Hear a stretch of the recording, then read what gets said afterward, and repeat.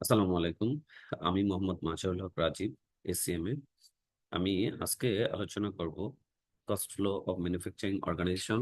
একটা ম্যানুফ্যাকচারিং অর্গানাইজেশনের কস্ট গুলা কিভাবে ফ্লোজ হয়, specially direct material, direct labour, manufacturing overhead এবং সেলিং অ্যান্ড অ্যাডমিনিস্ট্রেশন, অর্থাৎ টোটাল কস্টটা কিভাবে কোন প্রসেসে এটা ফাইন্যান্সিয়াল স্টেটমেন্টে হিট করে, সেটা আমরা আজকে দেখার চেষ্টা করব।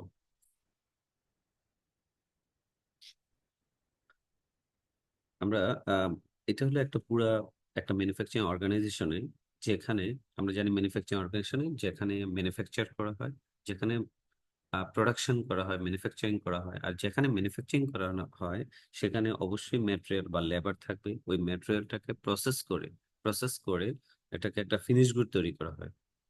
তো এই পুরো প্রসেসটাতে, অর্থাৎ ম্যাটেরিয়াল পারচেস, যদি আমি ফার্নিচার তৈরি করি, সেই ফার্নিচার তৈরির জন্য আমাকে কাঠ কিনতে হবে। সেক্ষেত্রে আমার কাঠ হলো ম্যাটেরিয়াল। এই ম্যাটেরিয়াল পারচেস থেকে শুরু করে ফুল একটা ফার্নিচার হতে পারে, সেটা একটা টেবিল, সেটা ফিনিশড অবস্থায় পৌঁছা পর্যন্ত যে কস্টগুলো জড়িত, এবং সেই টোটাল প্রসেসটা হলো cost flow in manufacturing organisation. যেটা আমরাকে দুইটা ভাগে ভাগ করব। যে আমরা বলতে পারি যে রিপোর্টিং পারপাসে, অর্থাৎ আমার লাস্ট ইন্ড, হ্যাঁ, আমার লাস্ট ইন্ড যে রিপোর্টিং করা হয়, যে ফাইন্যান্সিয়াল স্টেটমেন্ট তৈরি করা হয়, সেখানে স্টেটমেন্ট অফ ফাইন্যান্সিয়াল পজিশন, যেটাকে আমরা অনেকে ব্যালেন্স শিট বলি, অথবা স্টেটমেন্ট অফ কম্প্রিহেন্সিভ ইনকাম, যেটাকে আমরা ইনকাম স্টেটমেন্ট বলি। এই আমাদের যত ট্রানজেকশন আছে, সব ট্রানজেকশন গিয়ে হিট করবে হয় স্টেটমেন্ট অফ ফাইন্যান্সিয়াল পজিশন এবং ইনকাম স্টেটমেন্টের থ্রু হয়েই ফাইন্যান্সিয়াল স্টেটমেন্টে যাবে। ইনকাম স্টেটমেন্টে একটা ব্যালেন্স ফাইন্যান্সিয়াল স্টেটমেন্টে যায়। তো আমরা কস্টটাকে প্রথমত দুইটা ভাগে ভাগ করতে পারি। যে কস্ট দুই ধরনের, একটা প্রোডাক্ট কস্ট, একটা পিরিয়ড কস্ট। তাহলে কস্টটাকে আমরা দুইটা ভাগে ভাগ করতেছি, একটা প্রোডাক্ট কস্ট এবং একটা পিরিয়ড কস্ট। এর মধ্যে আমরা দেখতেছি যে প্রোডাক্ট পিরিয়ড কস্ট, যেটাকে আমরা বলতে পারি নন ম্যানুফ্যাকচারিং কস্ট, এই নন ম্যানুফ্যাকচারিং কস্টটা সরাসরি সরাসরি একদম ডিরেক্ট, নন ম্যানুফ্যাকচার ডিরেক্ট আমার স্টেটমেন্ট অফ কম্প্রিহেন্সিভ ইনকাম স্টেটমেন্টে হিট করে। অর্থাৎ পিরিয়ড কস্ট, যেটা পিরিয়ড কস্ট বলতে আমরা বলতে পারি সেলিং, জেনারেল এবং অ্যাডমিনিস্ট্রেটিভ এক্সপেন্স, যেমন সেলিং এক্সপেন্স, মার্কেটিং এক্সপেন্স, অথবা অ্যাডমিনিস্ট্রেটিভ রিলেটেড যে অফিস এক্সপেন্স গুলো আছে, যেগুলো পিরিয়ডিক্যালি পেমেন্ট করা হয়, যেগুলো প্রোডাক্টের প্রোডাকশনের সাথে জড়িত না। এই জাতীয় কস্ট গুলাকে আমরা নন ম্যানুফ্যাকচারিং কস্ট বলতে পারি। আর এই নন ম্যানুফ্যাকচারিং কস্ট গুলো সরাসরি আমার ইনকাম স্টেটমেন্টে যায়। অর্থাৎ যেমন সেলিং এক্সপেন্স, এটা আমরা ইনকাম স্টেটমেন্ট বা স্টেটমেন্ট কম্প্রিহেন্সিভ ইনকাম যে নামেই বলি না কেন, সেখানে এটা আমরা নিয়ে যেতে পারি। কিন্তু যেগুলো প্রোডাক্ট কস্ট বলতে আমরা কি বুঝি? প্রোডাক্ট কস্ট হতে পারে direct material, direct labour, manufacturing overhead. এই প্রোডাক্ট কস্ট গুলা সরাসরি আমরা স্টেটমেন্ট অফ কম্প্রিহেন্সিভ ইনকামে নিতে পারি না। সেগুলো একটা প্রসেসের মাধ্যমে কিছু অংশ হতে পারে স্টেটমেন্ট অফ কম্প্রিহেন্সিভ ইনকামে যাবে, কিছু হতে পারে সরাসরি স্টেটমেন্ট অফ ফাইন্যান্সিয়াল পজিশনে যাবে। এই টোটাল প্রসেসটা আমাদের বোঝা প্রয়োজন। কারণ যদি আমি কস্ট অ্যাকাউন্টিং পুরো কোর্সের প্রত্যেকটা চ্যাপ্টার করার সময় এই ফুল প্রসেসের কোনো না কোনো ইউজ থাকবে। সো আমরা পিরিয়ড কস্টটাকে বলতে পারি সরাসরি আমার স্টেটমেন্ট অফ কম্প্রিহেন্সিভ ইনকামে যাবে, কিন্তু প্রোডাক্ট কস্ট সরাসরি স্টেটমেন্ট অফ কম্প্রিহেন্সিভ ইনকামে যাবে না। সেটা একটা প্রসেসের মাধ্যমে স্টেটমেন্ট অফ ফাইন্যান্সিয়াল পজিশনে যাবে। কি সেই প্রসেস? যেমন আমরা বলতে পারি যে আমরা জানি যে কোনো একটা প্রোডাক্ট প্রডিউস করতে ম্যাটেরিয়াল প্রয়োজন হতে পারে, এবং সেই ম্যাটেরিয়ালটাকে কনভার্ট করে প্রোডাক্ট পর্যন্ত নিয়ে যাওয়ার জন্য লেবার কিংবা ম্যানুফ্যাকচারিং ওভারহেড যেতে থাকতে পারে। আমরা বলতেছি ডিরেক্ট ম্যাটেরিয়াল। ডিরেক্ট ম্যাটেরিয়াল বলতে যে ম্যাটেরিয়ালটা ওই নির্দিষ্ট প্রোডাক্টের জন্য, যেমন কলম তৈরির জন্য কালি যদি হয়ে থাকে ম্যাটেরিয়াল, তাহলে এই ডিরেক্ট ম্যাটেরিয়াল বলতে কলমটার, একটা কলমের জন্য কত গ্রাম কালি লাগতেছে, এটা আমরা ডিরেক্টলি আইডেন্টিফাই বা ট্রেস করতে পারি। যেটা এটার অপরিহার্য অংশ, ওই ম্যাটেরিয়ালটাকে আমরা ডিরেক্ট ম্যাটেরিয়াল বলতে পারি। ডিরেক্ট লেবার বলতে যে ট্রাচেবল, ওই কলমটা তৈরি করতে যে লেবারটা সরাসরি কাজ করতে আসে, সেটাকে ডিরেক্ট লেবার বলতে পারি। এর বাইরে ফ্যাক্টরি রিলেটেড বা ইনডিরেক্ট ম্যাটেরিয়াল, ইনডিরেক্ট লেবার, এগুলো সবগুলোকে আমরা বলতে পারি ম্যানুফ্যাকচারিং ওভারহেড। তাহলে এই তিন ধরনের কস্টকে আমরা একসাথে বলতে পারি প্রোডাক্ট কস্ট। তাহলে প্রোডাক্ট কস্ট বলতে পারি direct material, direct labour, manufacturing ওভারহেডের সমন্বয়। কিন্তু এই আমরা direct material, direct labour, manufacturing overhead যেটা আমার প্রোডাকশন প্রসেসে চলে যাবে, সেটাকে আমরা বলবো ওয়ার্কিং প্রসেস। আমরা একটু পরে একটা এক্সাম্পলের মাধ্যমে বুঝবো। যেটা আমার প্রোডাকশন প্রসেসে সরাসরি চলে যাবে, সেটা হবে ওয়ার্কিং প্রসেস। আর যেটা প্রোডাকশন প্রসেসে যাবে না, মেটেরিয়ালের যে অংশটা থেকে যাবে, অর্থাৎ প্রোডাকশন প্রসেসে আমরা তো একটা নির্দিষ্ট মাসের জন্য রিপোর্ট করি, হতে পারে 1 মাস কিংবা 1 বছর। ওই নির্দিষ্ট মাসে যে মেটেরিয়ালটা আমার প্রয়োজন হচ্ছে না, অর্থাৎ আমার স্টকে থেকে যাচ্ছে, সেটাকে আমরা বলবো যে আমার আনইউজড অংশ।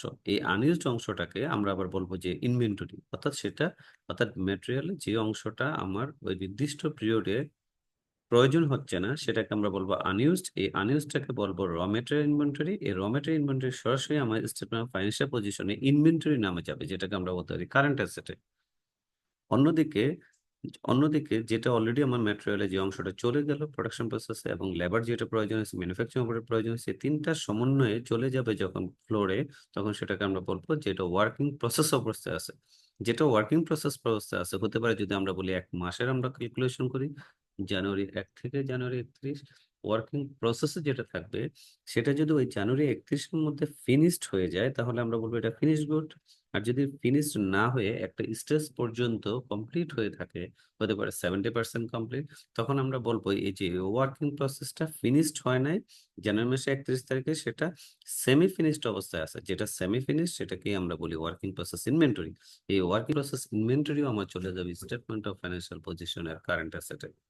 অন্যদিকে এই যে ওয়ার্কিং প্রসেস থেকে যেটা ওই জানুয়ারি 31 তারিখের মধ্যে যেটা ফিনিশড অবস্থায় আছে, অর্থাৎ কমপ্লিট গুড, সেই কমপ্লিট গুডটা কিছু অংশ হতে পারে আপনি 100 ইউনিট কমপ্লিট করছেন, এর মধ্যে 80 ইউনিট সোল্ড করছেন এবং 20 ইউনিট রয়ে গেছে।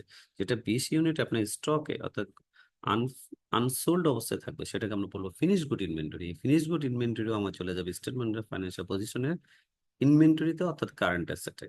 আর যেটা সোল্ড হয়েছে সেটাকে আমরা কস্ট অফ গুডস সোল্ড, যে সোল্ডের যে অংশটা cost of goods sold, sold যদি হয় 10 টাকা, এর মধ্যে 2 টাকা প্রফিট, 8 টাকা যদি আমার কস্ট হয়, সেই 8 টাকাটা আমার চলে যাবে স্টেটমেন্ট অফ কম্প্রিহেনসিভ ইনকাম। তাহলে আমরা দেখলাম যে প্রোডাক্ট কস্টের দুইটা অংশ, প্রোডাক্ট কস্ট থেকে যা যা হবে তার মধ্যে ইনভেন্টরি, অর্থাৎ ইনভেন্টরি তিনটা ফরম্যাট, র মেটেরিয়াল, ওয়ার্কিং প্রসেস, তিনটা ইনভেন্টরি হলো আমার জন্য অ্যাসেট, যেটা স্টেটমেন্ট অফ ফাইন্যান্সিয়াল পজিশনে কারেন্ট অ্যাসেটে ইনভেন্টরি নামে যাবে, এবং যেটা সোল্ড হবে সেটা কস্ট অফ গুডস সোল্ড নামে চলে যাবে স্টেটমেন্ট অফ কম্প্রিহেনসিভ ইনকাম। আমরা নিশ্চয়ই জানি, আমরা যখন ইনকাম স্টেটমেন্ট করি তখন আমরা গ্রস প্রফিট বের করি, sales minus cost of goods sold. এই কস্ট অফ গুডস সোল্ড হলো এই কস্ট অফ গুডস সোল্ড। আর অন্যদিকে পিরিয়ড কস্টটা সরাসরি আমার স্টেটমেন্ট অফ কম্প্রিহেনসিভ ইনকামে যাবে। এই টোটাল প্রসেসটা বলা হচ্ছে cost flow in manufacturing organisation. আমরা এখন একটা এক্সাম্পলের মাধ্যমে একটু বোঝার চেষ্টা করি।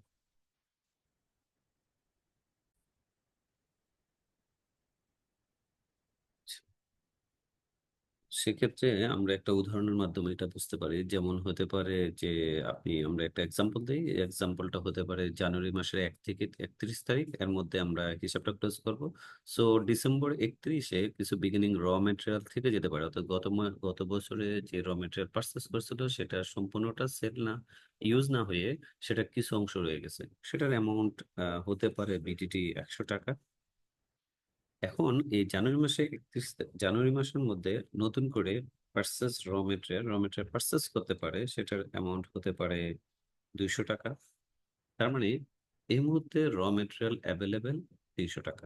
অর্থাৎ এই 300 টাকার র মেটেরিয়ালে, অর্থাৎ জানুয়ারি মাসের 1 তারিখে গত মাসের শেষে কিছু র মেটেরিয়াল 100 টাকা আছে। এখন আহ নতুন করে পারচেস করা হলো 200 টাকার র মেটেরিয়াল, তাহলে এই 300 টাকার র মেটেরিয়াল অ্যাভেলেবেল আছে আপনার কাছে। তো এই হতে পারে, এটা যদি কলম তৈরি করি তাহলে কালির পরিমাণ 300 টাকা আছে। এখন এই 300 টাকার র মেটেরিয়ালের মধ্যে প্রোডাকশন ফ্লোরের রিকুইজিশন অনুযায়ী তার প্রয়োজন সে হতে পারে 150 টাকা মেটেরিয়াল। তার মানে এই 300 টাকার র মেটেরিয়ালের অলরেডি 150 টাকা, এই 150 টাকা প্রোডাকশন ফ্লোরে রিকুইজিশন দিয়ে নিয়ে গেল। 150 টাকা আমরা টাকা চিন্তা করতেছি, তাহলে আর বাকি রইল কত টাকা? 300 থেকে 150, 150 টাকা। তার মানে আমরা তার মানে আমরা বলতে পারি যে এই মুহূর্তে র মেটেরিয়াল অ্যাভেলেবেল 300 টাকা, এর মধ্যে 150 টাকা প্রোডাকশন ফ্লোরে চলে গেছে, আর 150 টাকা আমার আহ, এখনো আমার হাতে আছে, অর্থাৎ জানুয়ারি মাসে 31 থেকে হাতে আছে। আচ্ছা, আমাদের সুবিধার্থে এটাকে 150 টাকা না ধরে আমরা ধরে নিই যে এটা 170 টাকা। অর্থাৎ র মেটেরিয়াল 300 টাকা ছিল অ্যাভেলেবেল, এর মধ্যে 170 টাকা প্রোডাকশন ফ্লোরে চলে গেল, অর্থাৎ কালি 170 টাকা নিয়ে গেল, আর 130 টাকার র মেটেরিয়াল রয়ে গেল।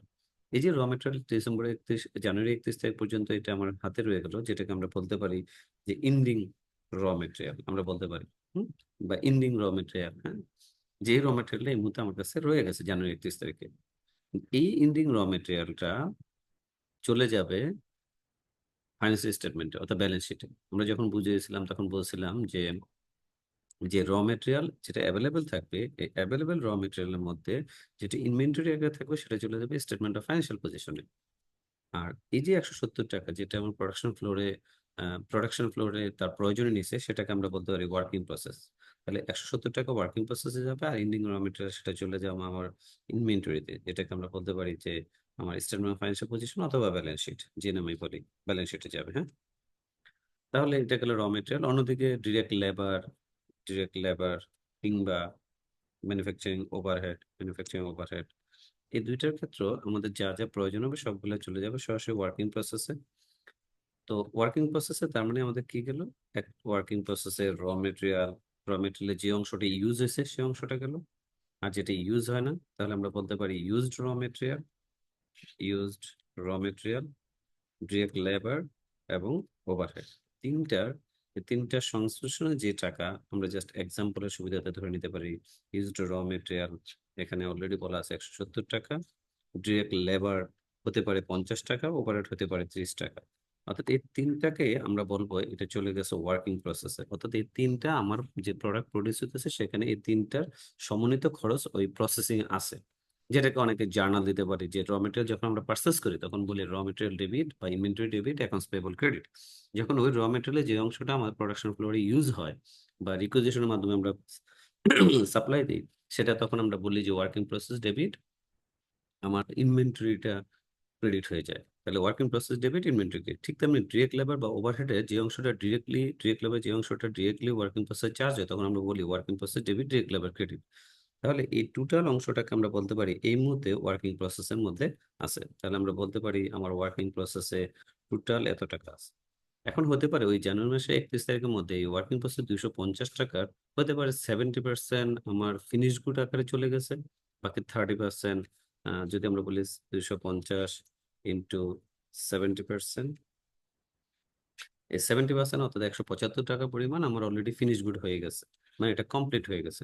তাহলে বাকি অংশটা আমার জন্য কি হবে, 250 টাকা যেহেতু আমার ওয়ার্কিং প্রসেস ফ্লোরে ঢুকছিল, এর মধ্যে ফিনিশ গুড আকারে 175 টাকা, তাহলে বাকি অংশটাকে আমরা বলতে পারি যে ওয়ার্কিং প্রসেসের যেটা ইনভেন্টরি আকারে আছে, যেটাকে আমরা বলতে পারি সেমি ফিনিশড গুড।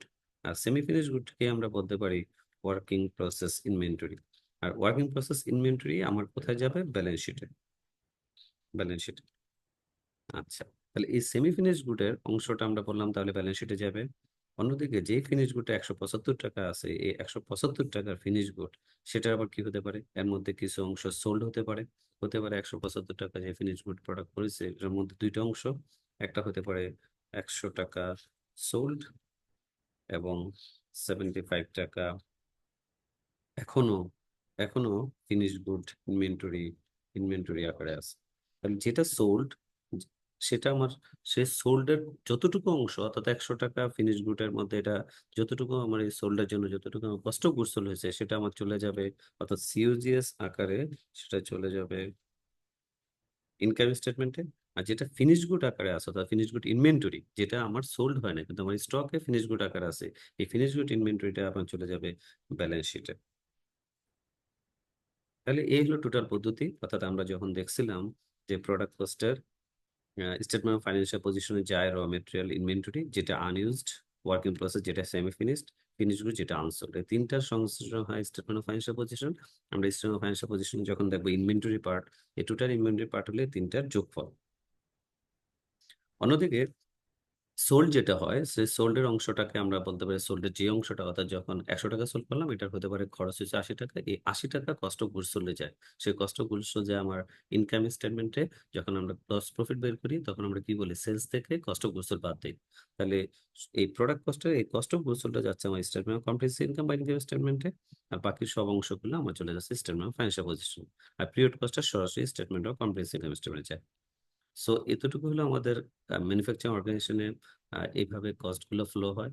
এবং এটা আহ, এই এই প্রসেসটা যদি আমরা বুঝতে পারি তাহলে আমাদের অন্যান্য ক্যালকুলেশন, অন্যান্য ম্যাথ গুলা, কস্ট অ্যাকাউন্টের যে মেথড অ্যান্ড টেকনিক, যখন যেখানে ম্যাথ গুলো আছে সেগুলো করতে সুবিধা হবে। So thank you so much.